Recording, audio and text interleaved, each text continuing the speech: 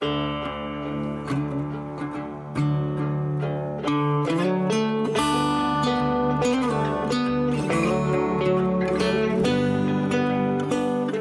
me a story. Something we've all said or heard in our lives. Stories bring us together around the campfire. Storytelling has earned its place as the most important tradition humans possess. The most important reason for this being that every story contains a lesson. Lessons to love, to forgive, to be just, and to strive for better than we have. They empower us, they lead us, they comfort us. Born in Alberta, raised in the backcountry, fishing, hunting, nature, the wild, all run thick in my blood.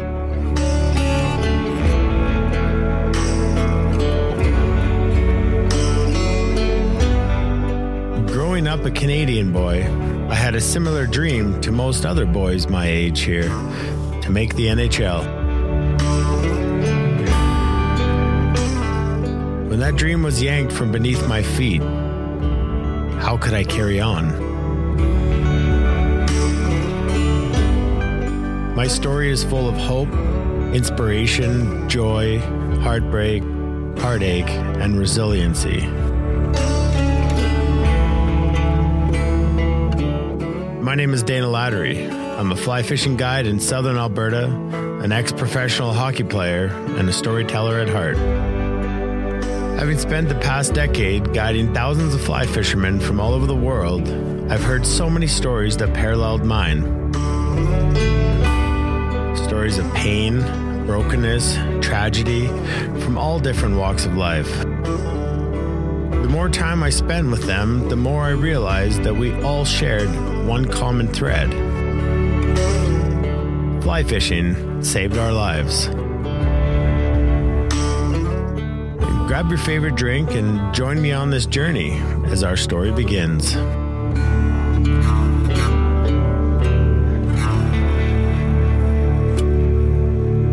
Welcome back to another episode of Fly Fishing Saves Lives. I'm your host, Dana Lattery, and I am joined today by a good virtual friend, Mark. Mark, how are things going?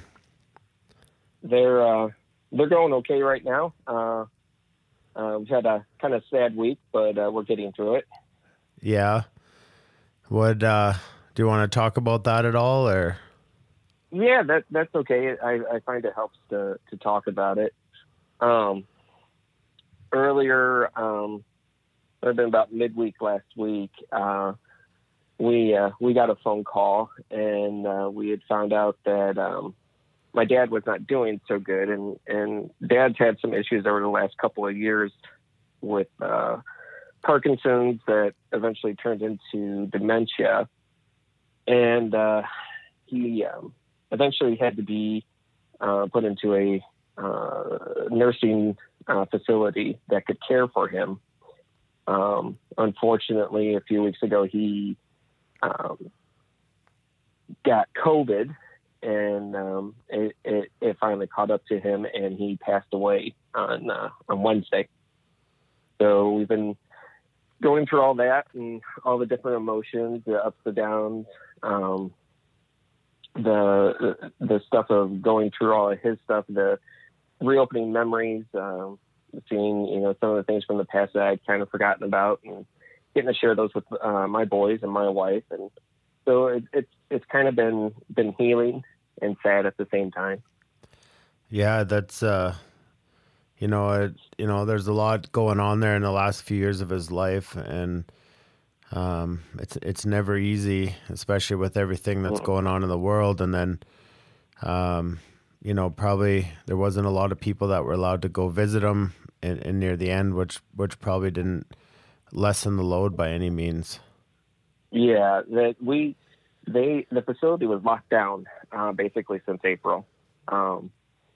We could do like window visits and stuff like that, but that didn't really do much. And doing those window visits was kind of, in my mind, almost pointless. It was good to see him and see that he was being well cared for and stuff like that. But as far as he knew, we were just two strangers staring at him through a window. Yeah. But they did let us come in Tuesday evening, and we sat with him for a little bit. We were able to say our goodbyes and stuff like that. So we were lucky in that fact, whereas, you know, a lot of people, they don't get to say goodbye to their loved ones during this pandemic. Yeah. So I count that as a blessing. Yeah. I really can't imagine. I know yesterday was 2 years since my grandma passed away. And I remember the last day that we got to spend with her, you know, she had a fall in the morning, and she was, you know, totally there. And then she got taken to the hospital, and it was like she was ready to go on, be with my grandpa. Mm-hmm. But we all got to come in and spend the entire day in the hospital with her beside her bed, and she was totally there, cracking jokes, making fun of everyone like she always did. And I just look back at that, and it was, I mean, you know, it was almost like a living funeral. And to not, man, so sorry to hear that. And, you know, when I saw the news come out last week there and through your social media and stuff, I can't imagine. So our condolences go out to you. Thank you. I appreciate that. And so, you know, we talk a bit about your dad, and because he probably had a huge part in your life, especially in the outdoors and getting you in the outdoors. So why don't you just kind of walk us through, like, you know, where's Mark from? Where did Mark grow up? And kind of like, how did this outdoors and the fly fishing kind of enter into your life? Well, I'm originally from a small little town on the south side of Chicago, Illinois. I was born in a town called Joliet, which is a little bit, it was made popular by the Blues Brothers back in the day.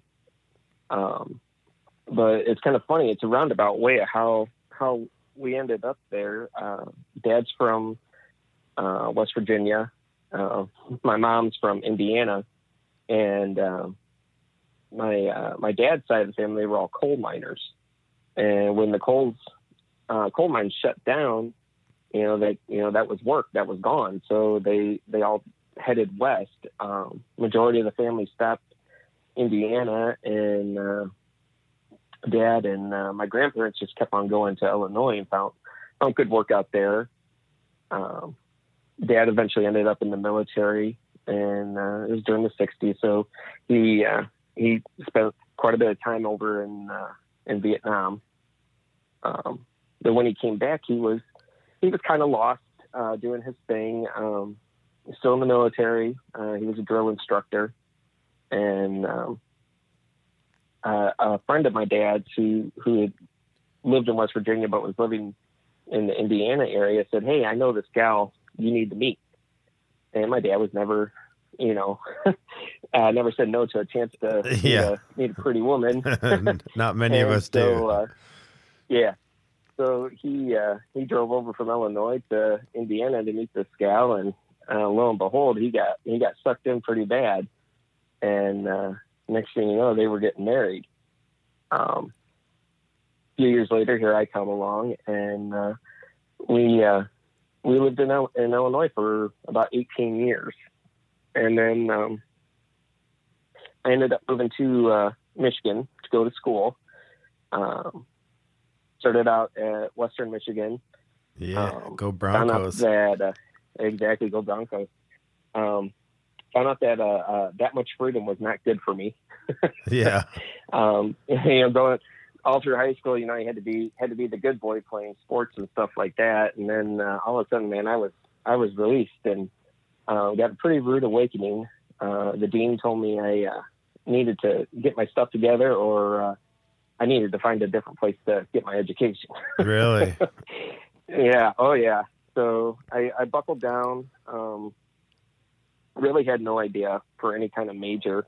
I was majoring basically history, but didn't really see a future in that. and ended up talking, of all people, I was at an eye doctor's appointment, and him and we started talking, and he's like, well, you ever thought of, being an x-ray tech? He goes, I know you like to take pictures and this and that. He goes, this way you can actually get paid for it. Yeah. Yeah. How about that?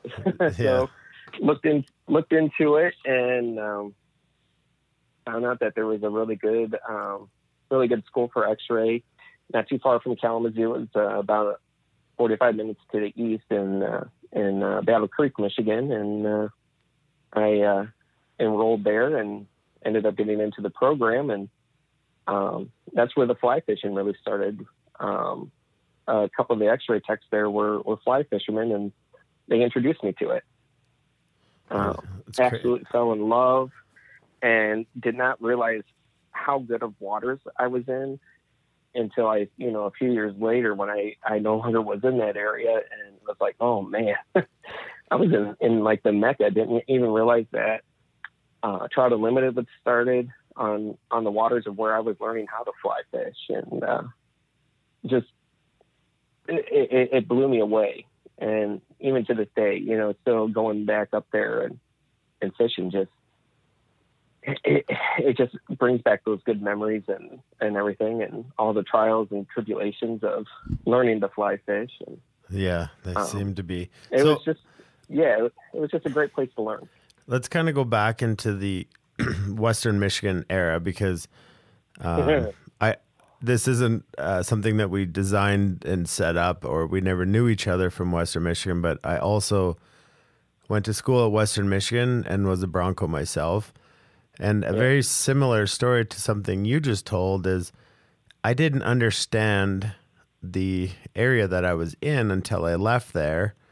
And then looking back, and people are like, oh, did you fish this? Did you fish that? Did you fish there? And I was like, yeah, I think I kind of took a break from the outdoor world. I was heavily involved with hockey and school, and I was just trying to, chasing the fun life to realize where I was. And it's like, wow, missed opportunity there. I didn't know all that when I was there. So very, very similar and interesting story to you there.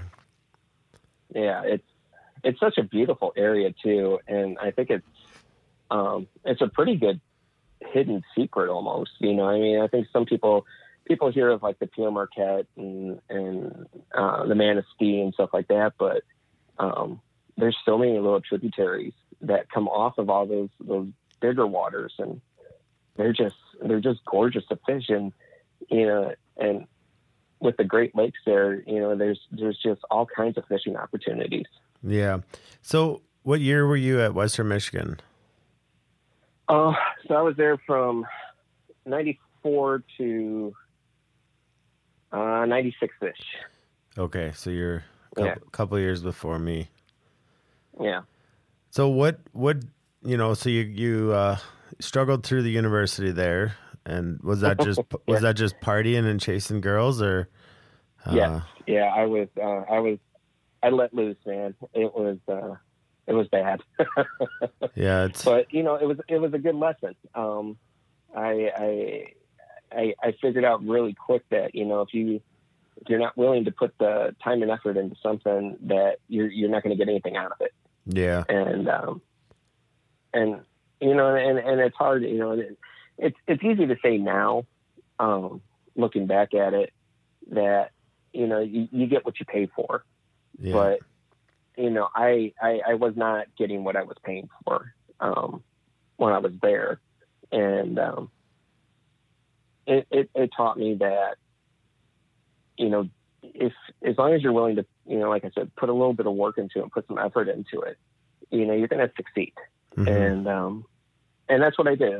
Finally, it kind of took a little slap in the face, and I started buckling down and making sure I was getting to classes and, actually studying and stuff like that. And then, it's amazing all the opportunities that suddenly start opening up for you. And I didn't realize how hard it was to get into x-ray school.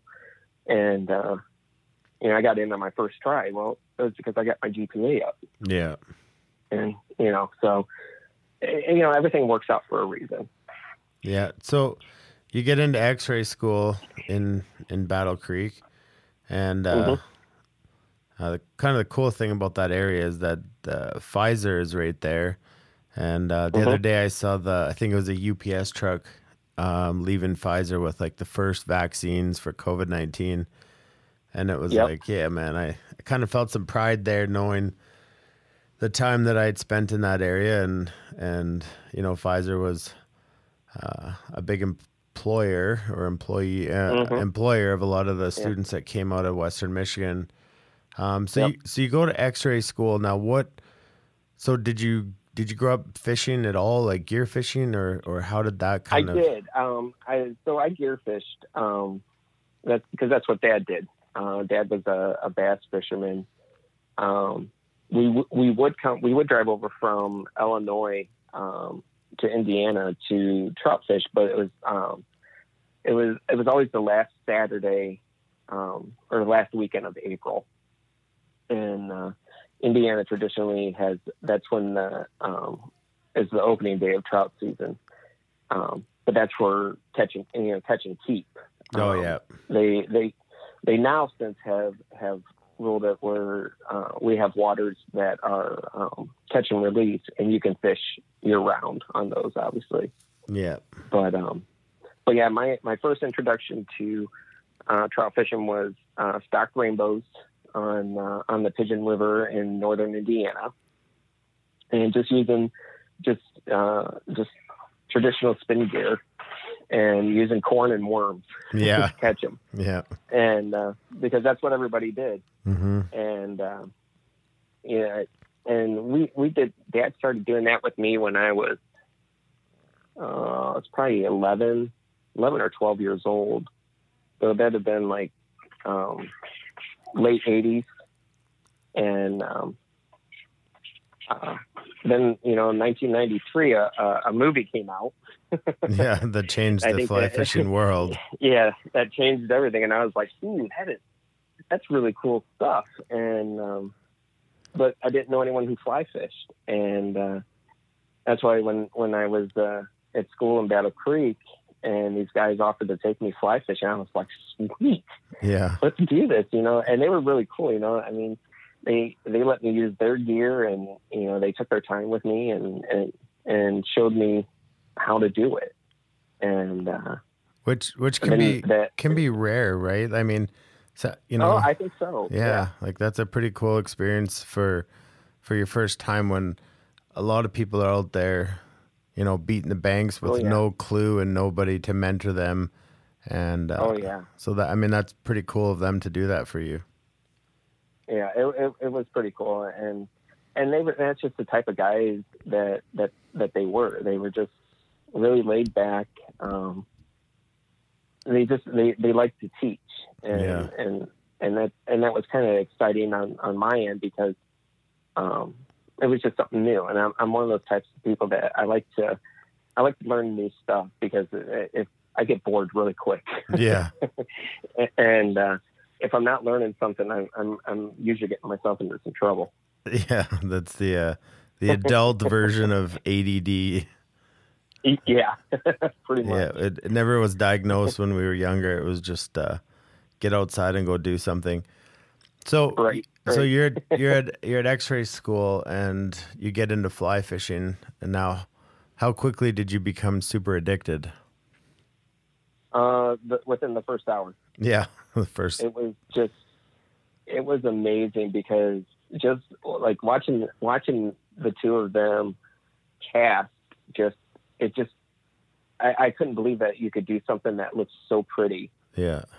And then, the end result was, you catch a beautiful fish, and it just amazed me. And then it just seeing that, and then me trying to do, imitate them, it just pissed me off because, I kept dumping all my line right at the end of the rod. Yeah. and I was like, they can do it so easy. And, Brad Pitt did it so easy. Why can't Yeah. I do this so easy? Yeah. And then it was something I finally figured out, you got to actually, slow yourself down, and you got to think about it. You got to actually feel the rod, feel that weight, get loaded up, and then, and release it, but don't release it too hard. And it was just really cool, and I know it's kind of cliche to say, but it's poetry, and emotion right there. And I think that's what I really, really liked about it. It was more, I don't want to say that you had to work harder for it, but I think you do have to work a little harder, to learn how to cast and learn how to read the rivers, and just, to get a fish to take that little fake bug that you're trying to entice it with. It just takes a lot more work. And I think that's what I really like about it. Yeah. And it's interesting. And I've had this type of conversation with some of the other guys on the podcast and with a lot of people that have spent time in my boat, but it's funny because the harder, the more aggressive, the more you put into it, it seems to fall apart. And so often in life, everybody uses this, I'm busy, I'm working so hard, so therefore it's my badge of honor. And so I think, when you go through university, when you're borderline being relegated to be removed from the school, you find a passion in something that you want to go to school for. And then all of a sudden fly fishing shows up, and it's like teaching us to slow down. And in that slow down, we can be better at something. In that cadence, that poetry, it fascinates me because oftentimes people on my boat, I'm like, you got to realize that Arnold Schwarzenegger cannot cast further than you because of him being Arnold Schwarzenegger. But you have it's like an equal playing field for everybody. Just slow down and let the equipment do the work. And all of a sudden this beautiful thing happens and you start to cast like incredible, and it's beautiful to watch. And it's always interesting to me at certain times of people's lives that shows up, and it's like, is it a deeper meaning, or is it just fly fishing? And that's part of here in these conversations is like, I'm trying to dig deep and find out like, why does that show up at everybody's lives at different points? And some people, they grew up fly fishing, and some people, they were teenagers, and some people were adults. But I think it comes into our life at times that is like, okay, you need me now, and I'm about to teach you some really valuable lessons. Would you agree? Yep, I do. I totally agree with that. I mean, it's just, I really would say that fly fishing is what got me through all my studies and doing my clinical practices and stuff like that. It gave me something to do that I could go out and I could slow things down. And, and even to this day, I still need it. And when I'm out on a stream and it doesn't even have to be a perfect cast of landing, but if it look, you can see that pretty loop just going out, and almost like it slows down, and it just makes time slow down, and it just makes me smile every time. As you say funny. that, I'm like imagining these moments that I'm doing the same thing. I'm like, oh, and I'm like giggling in my head because it's I see exactly what you're saying. Yeah. Oh, I mean, I've giggled out loud.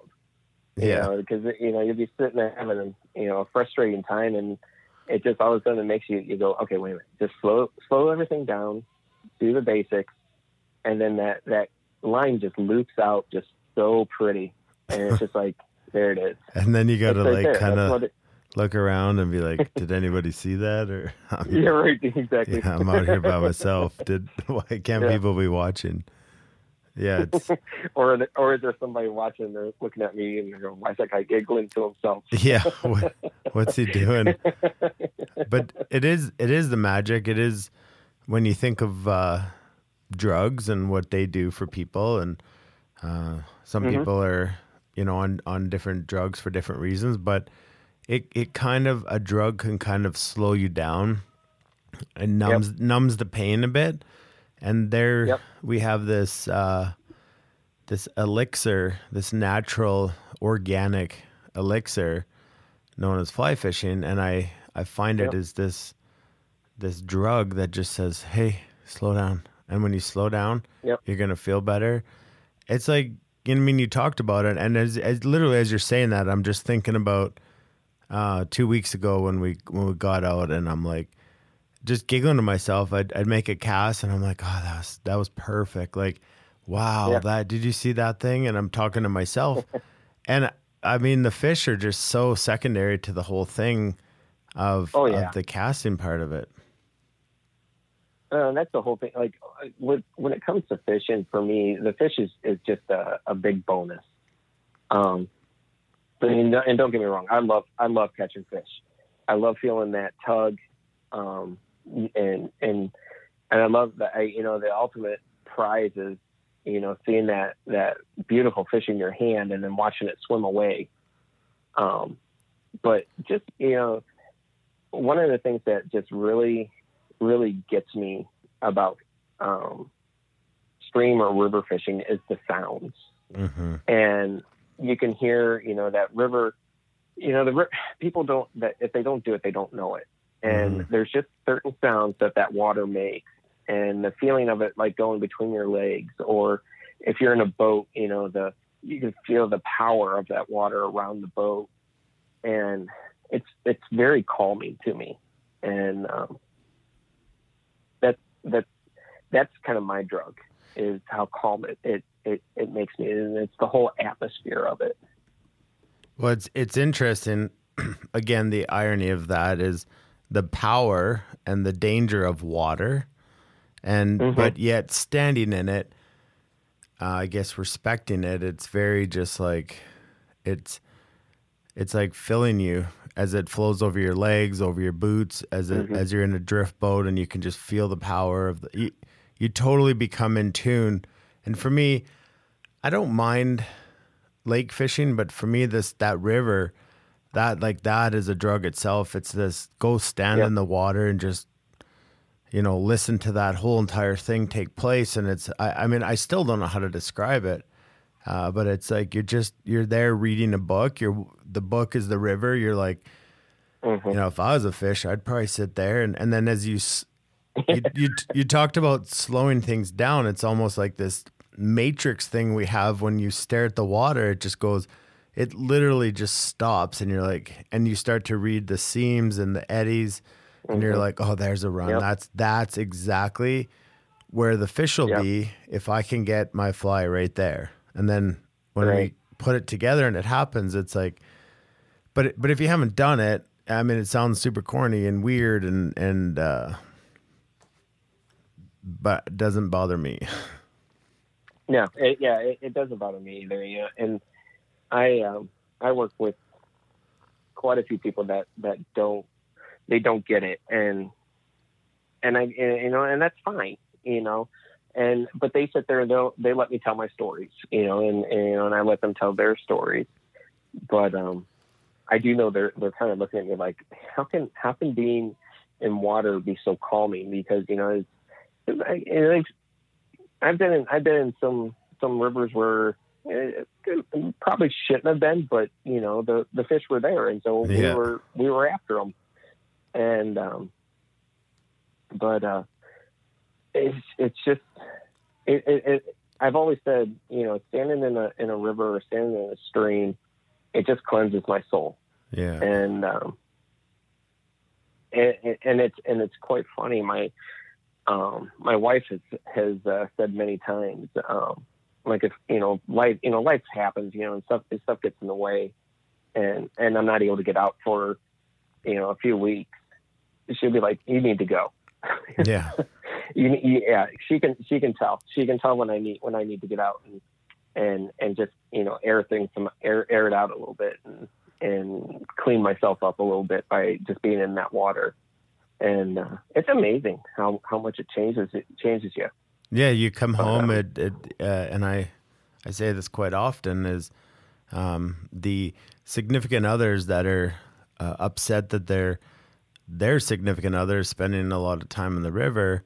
I think this is something me and Cam talked about is the ones that get it know that when we come home, we have more to give.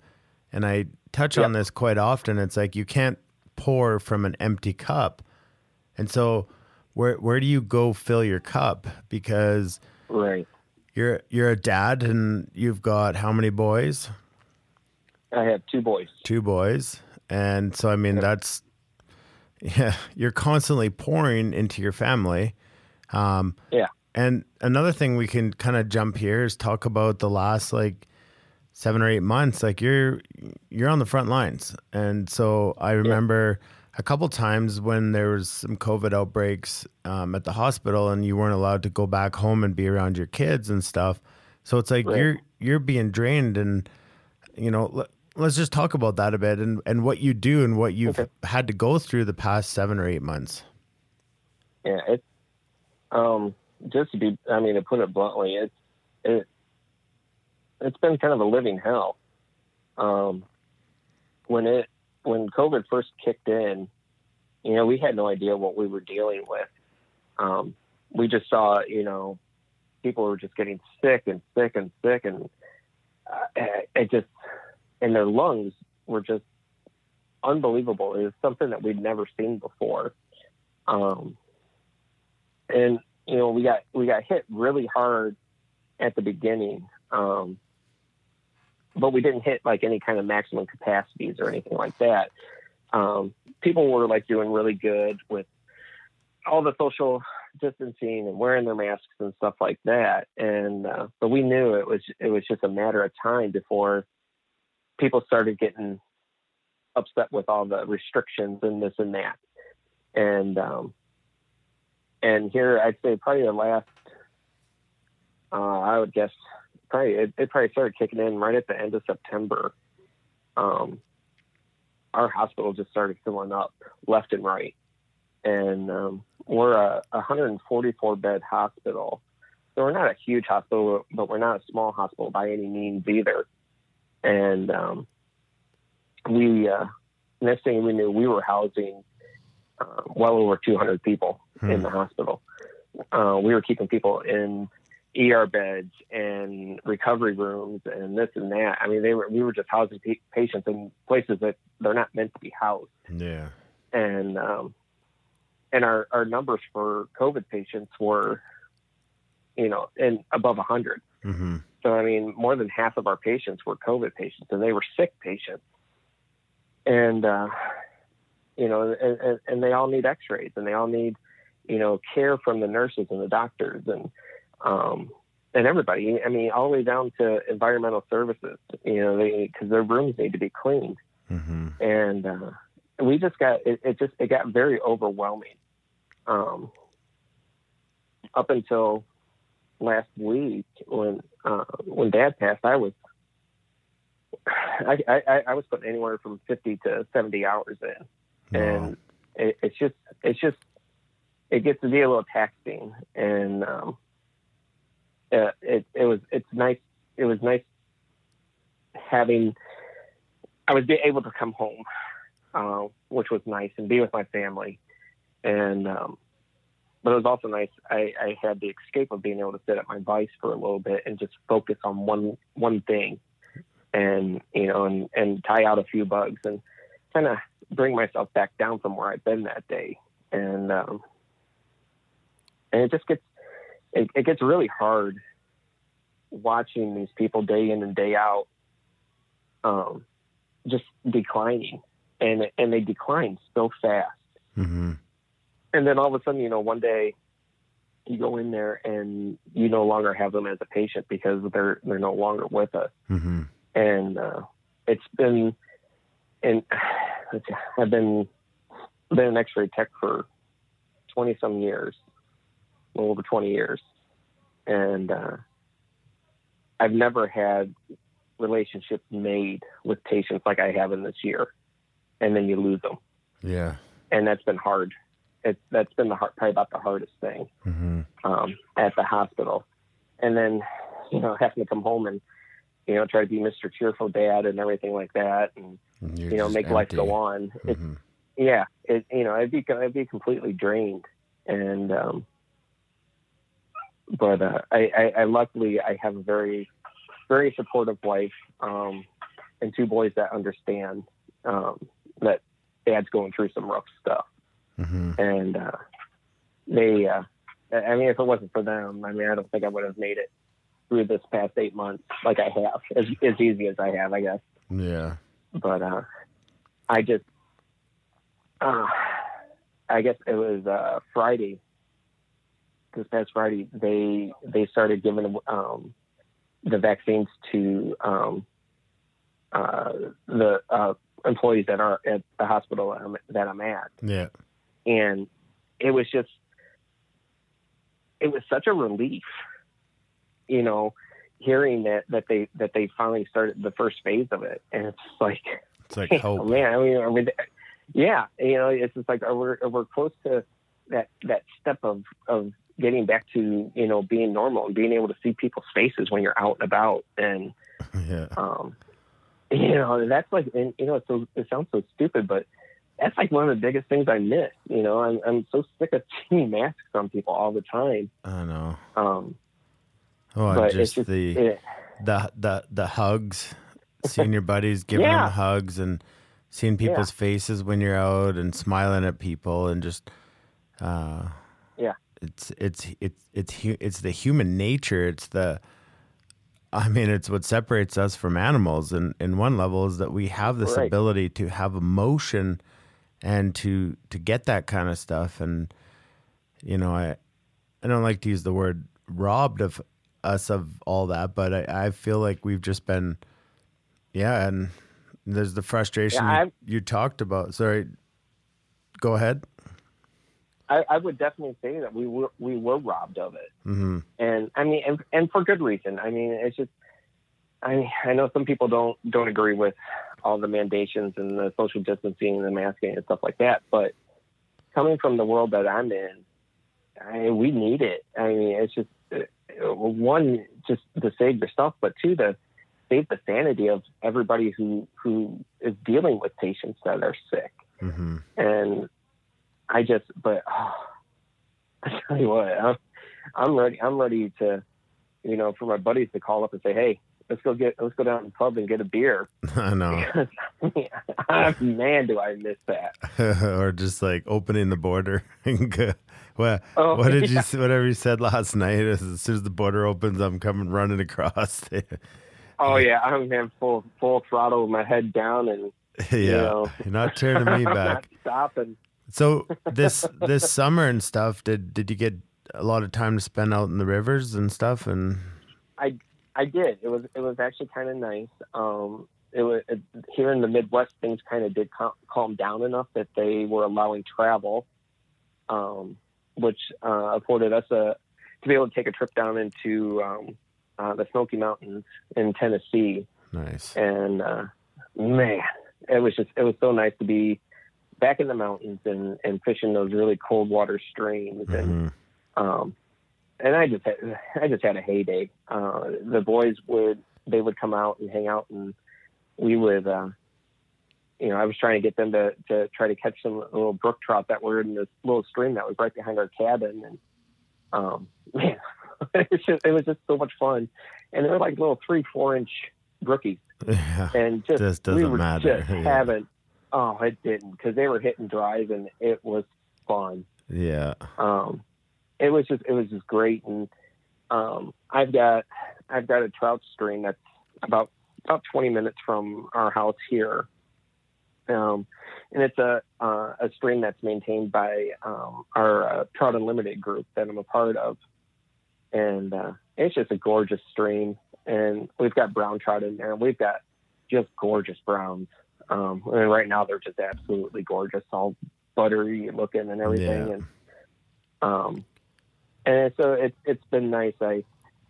Especially in the summertime, I would be able to leave the hospital at, about 4 o'clock in the afternoon. I would just have all my gear in the truck, and I would just drive from the hospital down to the stream and hop right in and fish for a couple hours and let everything kind of melt away. And go home a nice, happy person. leave it at the river. It was great. Leave it at the I river. did, man. Yeah. It was, I've always tried to leave everything from the hospital at the door as soon as I walked out of that door. And, it's been a little harder to do that this year, but, the stream helped so much. It's almost like a baptismal as we go to the river, and the river just kind of cleanses us of, the world, the frustrations, and an interesting thing I heard a lot this summer in guiding is, we'd pick people up at the start of the day, and then we'd go spend the entire day and come back 10 hours later. And it was like we'd drive back into the city, and people were like, for 10 hours, everything felt normal. And we forgot everything. Like, we forgot there was a problem going on. And I'm like, that's what the river does to you. So fortunately, I've got 4 months that I get to go sit in the river every single day. And so I kind of forget about everything. And for myself, is always like coming out of guide season is depressing for me, because it's fortunately I get to do it every single day, and then it always stops so cold turkey, and I just feel so like, oh my goodness, like, and now I don't have anywhere to go to kind of baptize me daily and get rid of stuff and leave. I can't leave it in the river. So I usually struggle November, December, and then, January, February, you start turning the corner. But the new COVID phase 2 or whatever they're calling it, and all the new restrictions that we've gotten in, it's just like, it's just overwhelming. And I just feel myself like craving this river time, because it's my drug. It's a place, like you said, you get to go after work for 2 hours, and it's like, and I can go home and be super happy now, and my cup is full. And that's the magic that the river offers to us, that those who don't know, they really need to know. So if you could say in a, 2-minute kind of conclusion to this, understanding, and say, what exactly did fly fishing do to save my life? So, to be honest, it really did save my life. I had a pretty dark period here a couple years ago, pretty much when Dad started getting sick. Dad was my world. He's my hero. And I know a lot of boys will say that about their dads, but he really was. And I was really, really lost without him. And I shut down, completely shut down.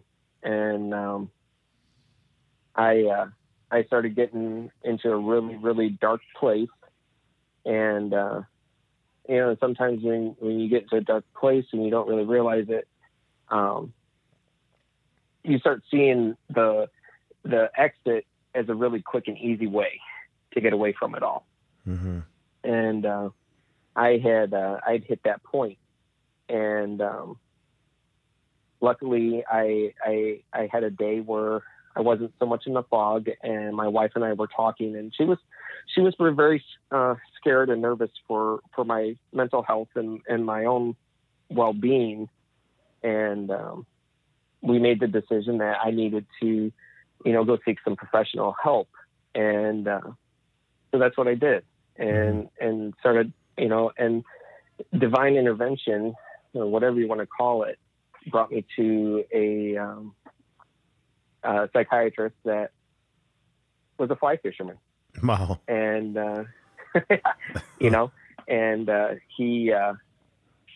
we started talking and this and that, and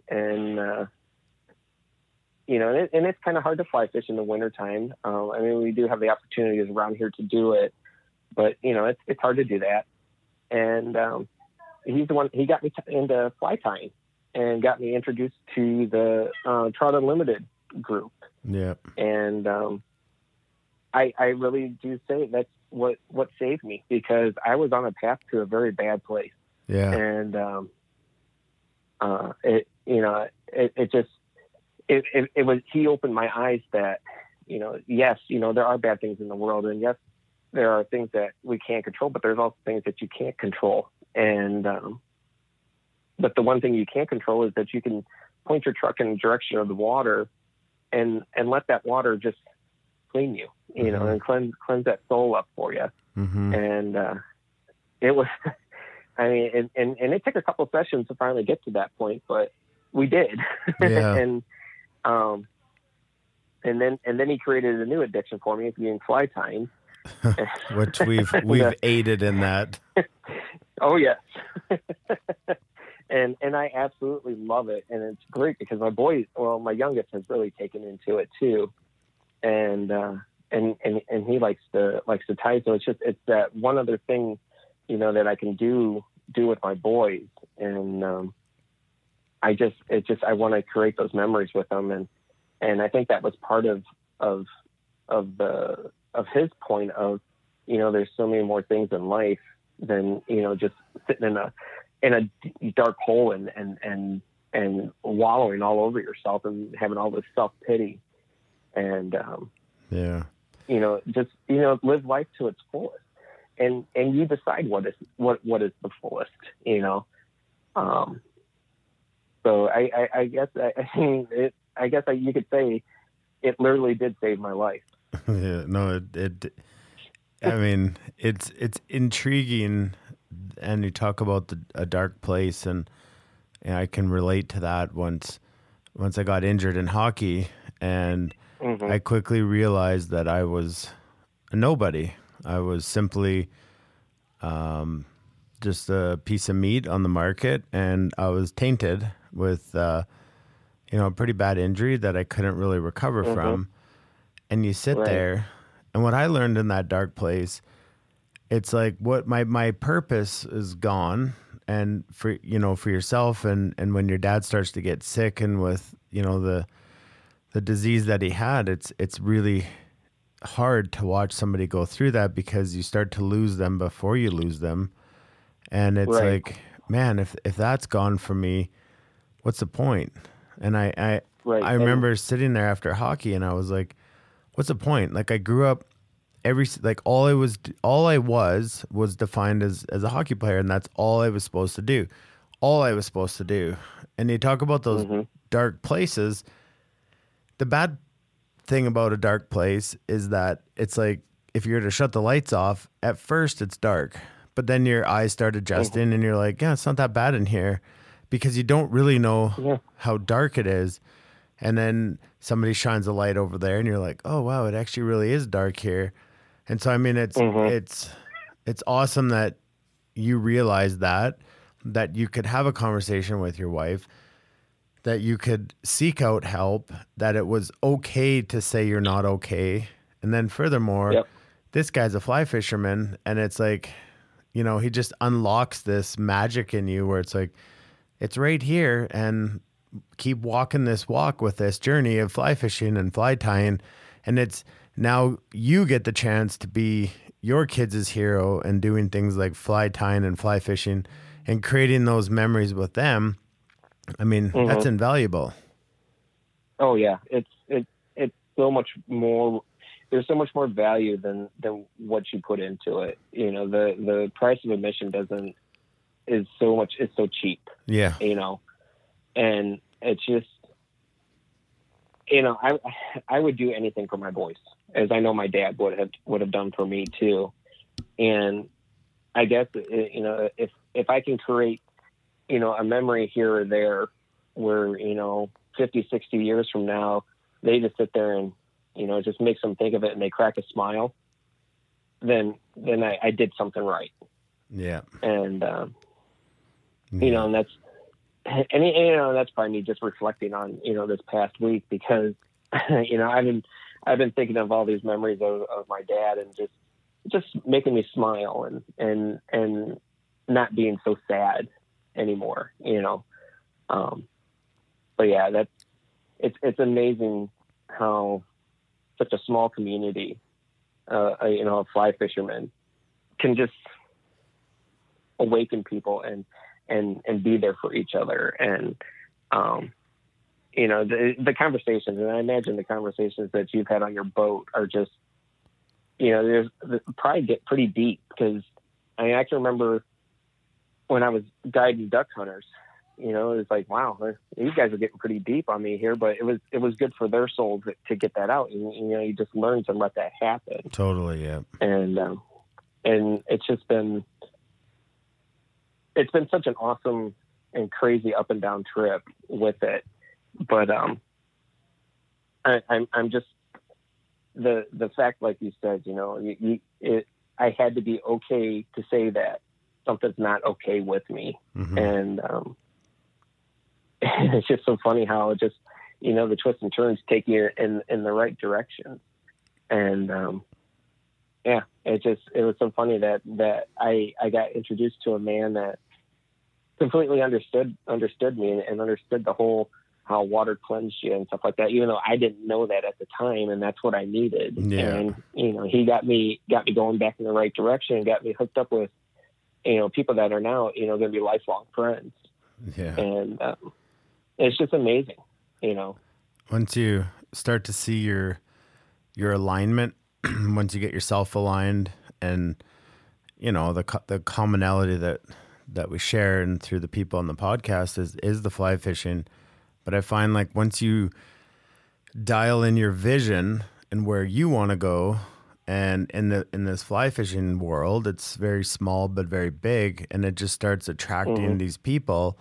You know, the group that we have through Thursday Night Live, and yep. You know, it's just like yourself, like we've never got to go fishing together. We've never met. And a bunch of the people who tune into Thursday Night Live, it's like, I just can't wait for the day when we can all go fishing together, because it's just these like-minded people who seem to be there for each other throughout the journey that we've been on in the last couple of years of knowing each other virtually.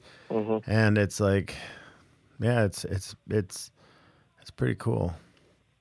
Oh yeah. Well, that's what I keep telling my wife. I said, you know, as soon as I can do it, once those borders are open, I'm going to Calgary. Yeah.